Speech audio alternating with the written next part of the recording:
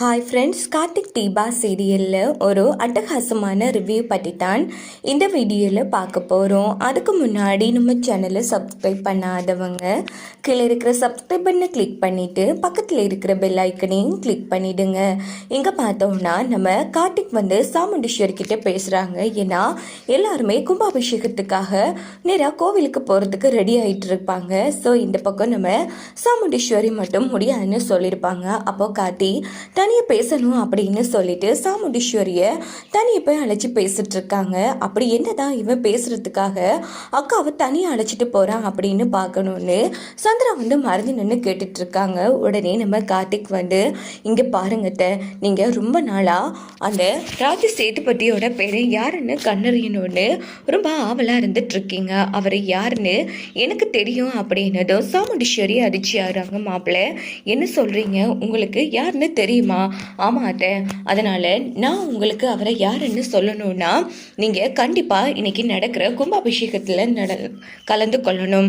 முக்கியமாக கும்பாபிஷேகம் முடிஞ்ச அடுத்த நொடியே அந்த ராஜ சேதுபதியோட பேரை யாருன்னு நானே உங்ககிட்ட சொல்கிறேன் அப்படின்னதும் உடனே சாமுண்டீஸ்வரி சந்தோஷப்படுறாங்க. மாப்பிள்ளை எனக்கு ஆச்சரியமாக இருக்கே, அப்படின்னா இத்தனை நாளாக ஏன் என்கிட்ட அவர் யாருன்னு சொல்லாமல் இருந்தீங்க அப்படின்னும் போது எனக்கே கிட்டடியில் தான் தெரிஞ்சது அத்தை. உங்களுக்கு என்ன அவரை யாருன்னு தெரியணும், அவ்வளோதானே. நான் பாட்டிக்கும் வாக்கு கொடுத்துருக்கேன் அத்தை, உங்களை எப்படியாச்சும் கும்பாபிஷேகத்தில் கலந்து கொள்ள வைக்கிறதா. அதனால ஊர் மக்களும் நீங்கள் வரணும்னு ரொம்ப ஆவலாக இருந்துட்டு இருக்காங்க.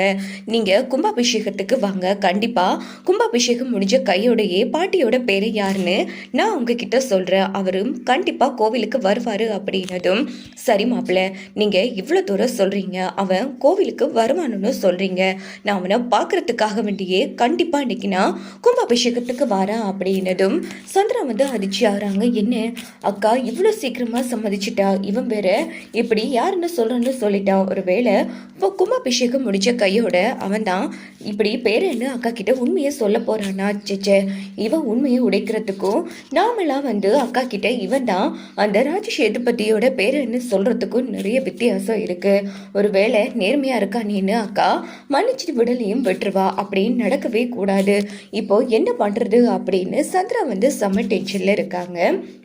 அதுக்கப்புறமா பார்த்தோன்னா இந்த பக்கம் எல்லாரும் கிளம்புறதுக்கு ரெடி ஆகுறாங்க. சரி நானும் இன்னைக்கு கும்பாபிஷேகத்துக்கு வரேன் அப்படின்னு சாமுண்டீஸ்வரி சொன்னதும் உடனே ராஜராஜன்லேருந்து சாமுண்டீஸ்வரியோட பொண்ணுங்க எல்லாரும் ரொம்ப சந்தோஷப்படுறாங்க. சாமுண்டீஸ்வரி என்னம்மா சொல்கிற, நீயும் வரப்போறியா? ஆமாங்க, நான் ஒன்றும் சும்மா வரையில, என் மாப்பிள்ளைக்கு அந்த கிழவனோட பேரை யாருன்னு தெரியும், அவனும் இன்னைக்கு கும்பாபிஷேகத்துக்கு வருவான், அதனால நான் இன்னைக்கு கோவில் கும்பாபிஷேகத்தில் கலந்து கொண்டு மாப்பிள்ள அந்த கிழவியோட பேரை யாருன்னு சொல்றதா சொல்லியிருக்காரு, அதனால கண்டிப்பா அதுக்காகவே நான் வரப்போறேன் அப்படின்னது. எப்படியோ சாமுண்டீஸ்வரி, நீ நடக்க போற கும்பாபிஷேகத்துல கலந்து கொள்றது எங்களுக்கு பெரிய விஷயம், எங்களுக்கு அதுவே போதும் அப்படின்னதும் உடனே பார்த்தோம்னா நம்ம சந்திரா அக்கா என்ன பேசிட்டு இருக்க, உன் மாப்பிள்ளையே சொல்லுவாராம், அவர் பேச்சை நம்பி நீ போவியா? எனக்கு என்னமோ இவன் தான் அந்த கிழவியோட பேரை நாட்டும் கடைசியில் முடிஞ்சதும் உன்கிட்ட உண்மையை சொல்ல போறாக்கா, இவனை நம்பாதா அப்படின்னு போது இங்கே பாரு சந்திரா, நான் கோவிலுக்கு கிளம்ப போகிறேன், வீட்டில் யாரும் இருக்க மாட்டோம், விருப்பம்னா நீயும் வா, இல்லைன்னா கம்முன்னு அப்படின்னதும் நான் மட்டும் இருந்து என்ன பண்ணுறது, நானும் வரேன் அப்படின்னு சொல்லிட்டு சந்திராவும் நேரா நம்ம சாமுண்டீஸ்வரி கூட கோவிலுக்கு கிளம்புறாங்க. இங்கே பார்த்தோம்னா அதுக்கு முன்னாடியே சந்திரா இப்படி சாமுண்டீஸ்வரி கோயிலுக்கு போகிற விஷயத்தையும் கார்த்தி இப்படி உண்மையை சொல்ல போகிறதா சொன்ன அந்த விஷயத்தையும் ஒன்று விடாமல் சிவனாண்டி டீம் கிட்ட சொன்னதும் அவங்களும் செம அதிர்ச்சி ஆயிருப்பாங்க. ஸோ இங்கே பார்த்தோன்னா எல்லாருமே கோவிலுக்கு வந்துடுறாங்க. சாமுண்டீஸ்வரி கோவிலுக்கு வர்றதை பார்த்த ஊர் மக்கள் நம்ம பாட்டி எல்லாருமே ரொம்ப சந்தோஷப்படுறாங்க. ஆமாம், நீங்கள் இப்படி இவ்வளோ சீக்கிரம் மனசு மாறி கோவிலுக்கு வருவீங்கன்னு நாங்கள் கொஞ்சம் கூட எதிர்பார்க்கல, ரொம்ப நன்றிம்மா, நீங்கள் இந்த கும்பாபிஷேகத்தில் கலந்து கொள்வது எங்களுக்கு ரொம்ப பெருமையாக இருக்குது அப்படின்னும் போது உடனே சாமுண்டீஸ்வரி எதுவும் பேசாமல் அமைதியாக இருக்காங்க. இங்கே பார்த்தோன்னா பாட்டியும் சாமுண்டீஸ்வரி, நானும் ஒரு ஏக்கத்திலே இருந்த அம்மா, எங்கே நீ கடைசி வரைக்கும் வரமாட்டேன்னு, ஆனால் நீ வந்துட்டம்மா, இப்போ தான் நிம்மதியாக இருக்குது அப்படின்னும் போது இங்கே பாருங்க, நான் உனக்காகவோ இல்லை இந்த ஊர் மக்களுக்காகவோ இந்த கோவிலுக்கு வரல, என் மாப்பிள்ளை சொன்னாருங்கிற ஒரே ஒரு காரணத்துக்காக தான் வந்தேன், மற்றபடி அதை சாக்கா வச்சுட்டு இங்கே கூட அண்டணும்னு நினைக்காத, புரியுதா அப்படின்னதும், நீ எப்படியோ கோவில் கும்பாபிஷேகத்துக்கு வந்துட்டல, எனக்கு அதுவே போதும்ங்கிற மாதிரி பாட்டி வந்து ரொம்ப சந்தோஷப்படுறாங்க. இங்கே பார்த்தோன்னா நம்ம சிவனாடி டீம் ஒன்று கூடி திட்டம் போட்டுட்டு இருக்காங்க. என்ன மாப்பிள்ள இப்படி வந்துட்டாங்க, வரவே கூடாதே. இப்போ ஒரு வேளை இந்த கும்பாபிஷேகம் நடந்து முடிச்ச கையோட இந்த டிரைவர் பயல் வர உண்மையை சொல்ல போறான். ஒரு வகையில பார்த்தோம்னா கண்டிப்பா அவனாவே உண்மையை உடைக்க போறான். அதனால கண்டிப்பா சாமுண்டீஸ்வரி அவனை ஏத்துக்க மாட்டா, விரட்டியே அடிக்கத்தான் போறா. அவனாவே உண்மையை சொல்றேன்னு சொல்லியிருக்கான். இனி நமக்கு வேலை மிச்சம் தானே அப்படின்னு போதும். இல்ல சித்தப்போ, அவ்வளவு சீக்கிரம் நாம ஈஸியா எடுத்து விட முடியாது. ஒரு வேளை இவனோட நேர்மைக்காக வேண்டியே சாமுண்டீஸ்வரி அவனை மன்னிச்சுட்டா என்ன பண்றது?